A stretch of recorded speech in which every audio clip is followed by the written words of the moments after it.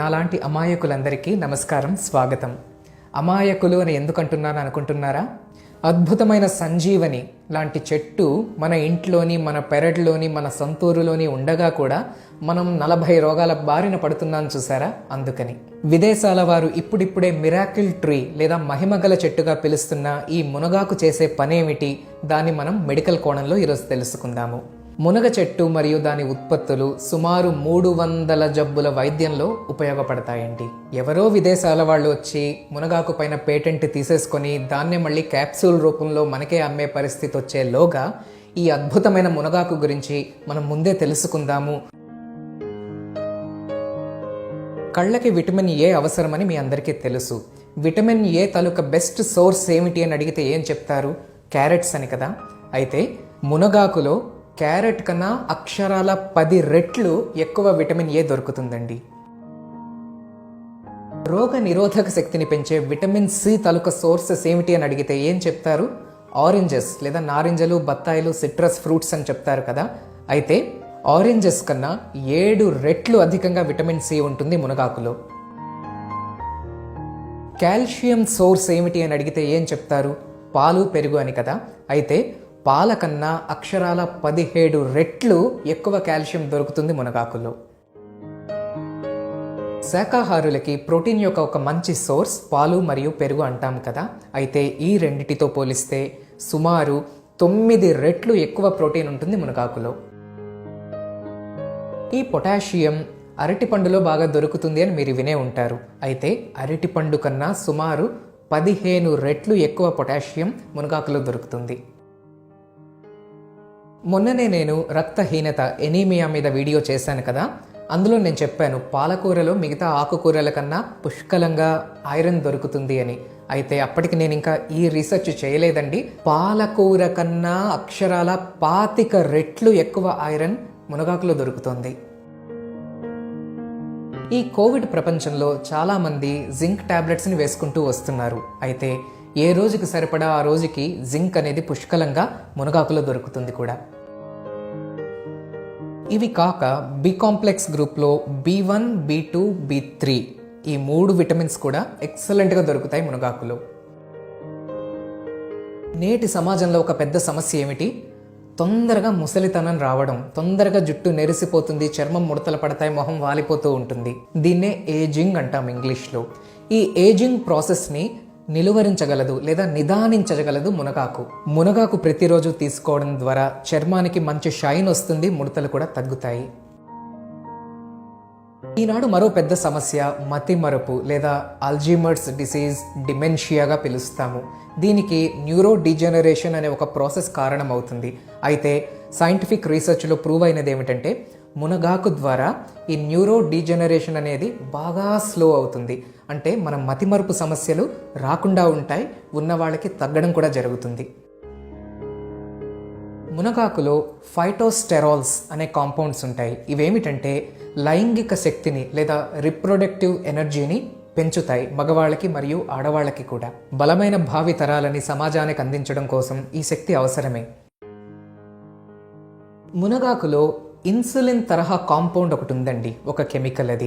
అందువలన షుగర్ కూడా ఎంతో కొంత అదుపులోకి రాగలదు మునగాకు తినడం ద్వారా. ఒక రీసెర్చ్ స్టడీలో ఏంటి ప్రూవ్ అయిందంటే ప్రతిరోజు క్రమం తప్పకుండా మునగాకు పౌడర్ తీసుకుంటున్న వాళ్లలో 18% షుగర్ వచ్చే ఛాన్స్ తగ్గిపోయింది. మునగాకులో గ్లూకోసినోలేట్స్, ఐసోథయోసైనేట్స్ వంటి కొన్ని కాంపౌండ్స్ యాంటీ క్యాన్సరస్ ప్రాపర్టీస్ కలిగి ఉన్నవి. ముఖ్యంగా ప్యాంక్రియాటిక్ క్యాన్సర్, కోలోన్ క్యాన్సర్ వంటివి రాకుండా చేసే శక్తి మునగాకు ఉంది. ఈ రోజుల్లో ఒక పెద్ద సమస్య హార్ట్ అటాక్ లేదా స్ట్రోక్. దానికి ఏమిటి కారణము? రక్త నాళాలు మూసుకుపోతాయి, ఫ్యాట్ వల్ల, కొలెస్ట్రాల్ వల్ల. లేదా ఈ బ్లడ్ వెజల్స్, గొట్టాలు అనేవి థిక్గా మారిపోతాయి. దాన్నే ఎథెరోస్క్లీరోసిస్ అంటారు. మునగాకుకి యాంటీ ఎథెరోస్క్లీరోటిక్ ప్రాపర్టీస్ ఉన్నట్లుగా కూడా మోడర్న్ రీసెర్చ్ ప్రూవ్ చేసింది. అంటే హార్ట్ అటాక్, స్ట్రోక్ వచ్చే రిస్కులను కూడా మనం తగ్గించగలము. మునగాకులో టెరిగోస్పెర్మిన్, మోరింజైన్ వంటి కాంపౌండ్స్ ఉన్నాయి. ఇవేమిటి అనుకుంటున్నారా? యాంటీబయోటిక్ ప్రాపర్టీస్ కలిగి ఉన్నవి. అంటే బ్యాక్టీరియల్ ఇన్ఫెక్షన్స్, ప్రత్యేకించి స్టెఫైలోకోకస్ అనేది ఒకటి, కలరా మీకు తెలుసు కదా, విబ్రియో కలరా అనే బ్యాక్టీరియా పైన చాలా సమర్థవంతంగా ఇవి పనిచేస్తాయని ప్రూవ్ అయింది. ఈ డీటాక్సిఫికేషన్ కోసము మునగాకు చాలా ఎఫిషియెంట్గా పనిచేస్తుంది.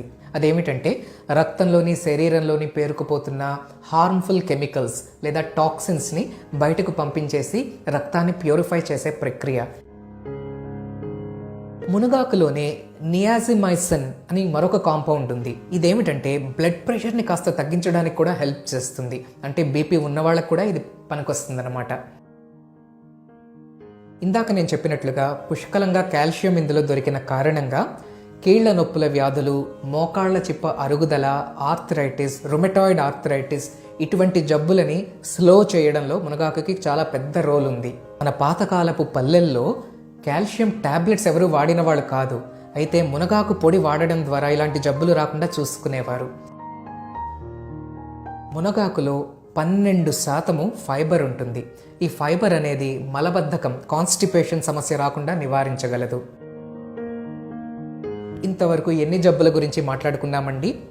షుగరు తగ్గడము, బీపీ తగ్గడము, క్యాన్సర్ నివారించడము, మతిమరుపు సమస్య రాకుండా ఉండడము, చర్మంలో నిగారింపు రావడము, తెలివితేటలు పెరగడము, లైంగిక సామర్థ్యం పెరగడము, మలబద్ధకం సమస్య రాకుండా ఉండడము, రక్తం పెరగడము, కీళ్ల నొప్పుల వ్యాధుల నివారణ, రోగ నిరోధక శక్తి పెరగడము, విటమిన్ ఏ మరియు విటమిన్ సి పుష్కలంగా ఉండడము. మరి ఈ మునగని ఏ పద్ధతిలో మనం సేవించాలి? మునగాకుని కొయ్యండి, బాగా కడిగేయండి, ఎండలో ఎండబెట్టండి. ఎండ తగలని ఈనాటి అపార్ట్మెంట్స్లో కనీసం ఫ్యాన్ కిందైనా కూడా ఎండబెట్టచ్చు. డ్రైగా మారిపోతుంది కొన్ని రోజుల్లో. ఆకులు కాస్త క్రిస్పీగా మారిన తర్వాత ఒక క్లాత్ మీద దాన్ని పరచి చిన్న రోకలు ఏమైనా తీసుకొని ఇలా క్రష్ చేయండి, రోల్ చేయండి పైన. అప్పుడు ఆ చిన్న చిన్న ట్విగ్స్ లాంటివన్నీ సెపరేట్ అయిపోతాయి. ఆ జంక్ అంతా పక్కన పడేయండి. ఈ పౌడర్ ఉంటుంది చూసారా, దాన్ని తీసుకోండి. అది మిక్సీలో వేసి గ్రైండ్ చేసి పౌడర్గా మార్చేసుకోండి. ఈ పౌడర్ 6 నెలల పాటు స్టోరేజ్ కూడా చేసుకోవచ్చు. ఇంకా ఎలా తీసుకోవాలి అంటే ప్రతిరోజు 2 టీ స్పూన్లు, హీప్డ్ టీ స్పూన్స్ తీసుకోవచ్చు. ఏదో ఒక ఫామ్లో కడుపులోకి వెళ్ళిపోవాలి. అంటే పప్పులో వేసుకోవచ్చు, చపాతీ పిండిలో కలిపేసుకోవచ్చు, రసంలో వేసుకొని తినేయచ్చు, లేదా కొత్తిమీర పొడి, కరివేపాకు పొడి చేస్తూ ఉంటారు కదా, దాంట్లో ఈ మునగాకు పొడి కూడా కలిపేసుకోవచ్చు. ఈ మధ్యనే నా మిస్సెస్ మునగాకుతో కూడా ఒక రుచికరమైన పొడి కూడా తయారు చేసేసింది. ఇదిగో యూట్యూబ్లోనే దొరుకుతాయి, ఒకసారి వెతకండి. ఈ మునగాకు పొడి సాధారణంగా ఎవరైనా తీసుకోవచ్చు. అయితే కిడ్నీ సమస్యలు ఉన్నవాళ్ళు మాత్రం దీన్ని తీసుకోవద్దు. ఎక్కువ పొటాషియం ఉంది కదా, అది ఇబ్బంది పెట్టగలదు. అలాగే గర్భిణీ స్త్రీలు కూడా దీన్ని మీ డాక్టర్ గారి సలహా లేకుండా తీసుకోవద్దు. కొద్ది మందికి మునగాకు ఎక్కువగా తీసుకుంటే కడుపులో వేడి చేయడము, మోషన్స్ అవ్వడం లాంటివి కూడా జరగచ్చు. కనుక ఒక్కసారి మీ డాక్టర్ గారి సలహా తీసుకున్న తర్వాత ఆ డోసేజ్ అనేది మీరు ఫిక్స్ చేసుకోండి. ఇప్పుడు చెప్పండి ఫ్రెండ్స్, మనం అమాయకులమా కాదా? ఇంత ఈజీగా మనకి దొరికే ఈ మునగ చెట్టు, భారతదేశంలోనే పుట్టిన మునగ చెట్టు, మునగాకుని మనం మర్చిపోతున్నాం, వదిలేసుకుంటున్నాం.